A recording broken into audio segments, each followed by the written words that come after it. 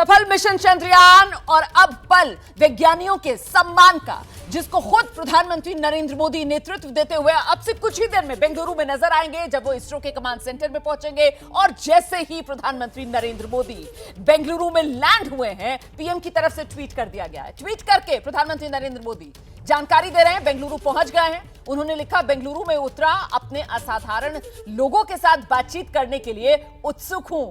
समझ रहे हैं आप इस बात को? असाधारण शब्द पर जरा गौर फरमाएं। मतलब ये वो बेहद खास लोग हैं जिन्होंने हिंदुस्तान का उदय चांद पर किया।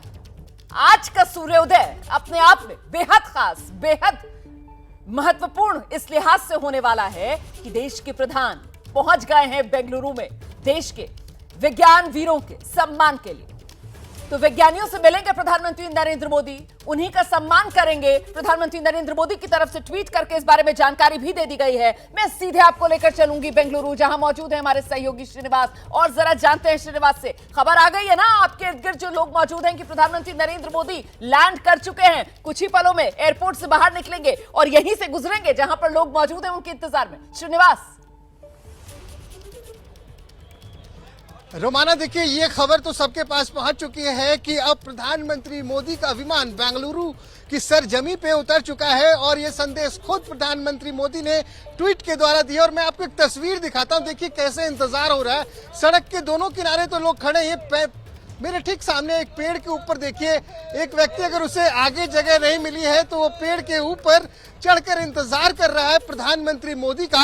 रोमाना, देखिए, एक पता नहीं अचानक से एक शब्द हमारे दिमाग में आ रहा है कि ज्ञान विज्ञान और तब बना चंद्रयान। और अब उन तमाम लोगों को जिन्होंने बनाया चंद्रयान, उसके स्वागत के लिए खुद यहाँ पहुंच रहे हैं प्रधान। और देखिए, उनके स्वागत के लिए तमाम सड़क के चारों तरफ लोगों का मजमा लगा है। आप हिंदी बोलते भैया? आप बताइए, प्रधानमंत्री यहाँ पे आने वाले हैं इसरो के वैज्ञानिकों से मिलने, क्या लग रहा है आपको? बहुत खुशी लग रहा है जी। बढ़िया लग रहा है? बहुत खुशी लग रहा है जी। बहुत खुशी लग रहा है? हाँ जी। अच्छा, ये बताइए कि प्रधानमंत्री खुद वैज्ञानिकों का उत्साह बढ़ाने आ रहे हैं, इससे क्या वैज्ञानिकों को और ऊर्जा मिलेगी, और एनर्जी से काम करेंगे वो? अच्छा जी, वो और एनर्जी से काम करेंगे जी।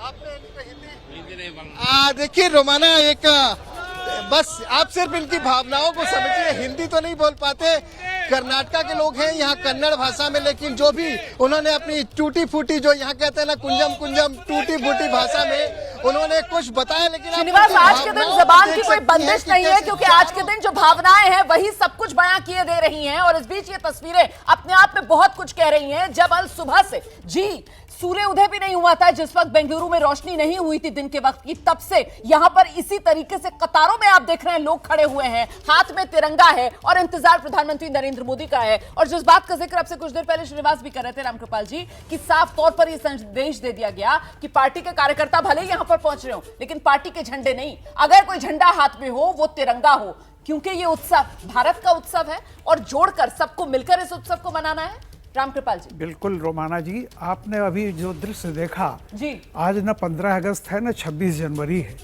लेकिन जिस तरह का माहौल बना हुआ है, जिस तरह से तिरंगे लहरा रहे हैं, वो व्यक्ति जो सुबह सुबह सूर्योदय से पहले एक पेड़ पर चढ़ करके बैठा और तिरंगा लहरा रहा है, उससे से कल्पना कर सकते हैं हम कि ये जो राष्ट्रवाद की एक नई ऊर्जा लोगों में आई है भारत में, मैंने ईमानदारी से इसके पहले कभी नहीं देखी। लगता है कि आज हम अगस्त के आखिरी सप्ताह में हैं और लगता है कि हमारा वो स्वाधीनता दिवस का जो माहौल था, आज वो बेंगलोर में फिर उसी तरह दिखाई पड़ रहा है, बल्कि उससे भी विलक्षण ढंग से है। और जैसा कि आपने कहा कि देखिए सर, आप जो बात कह रहे हैं ना, मुझे ध्यान आ रहा है कि 23 अगस्त वो तारीख जब चांद की सतह पर विक्रम लैंडर लैंड हुआ था और प्रधानमंत्री नरेंद्र मोदी का संबोधन जो जोहानिसबर्ग से पूरे देश ने सुना।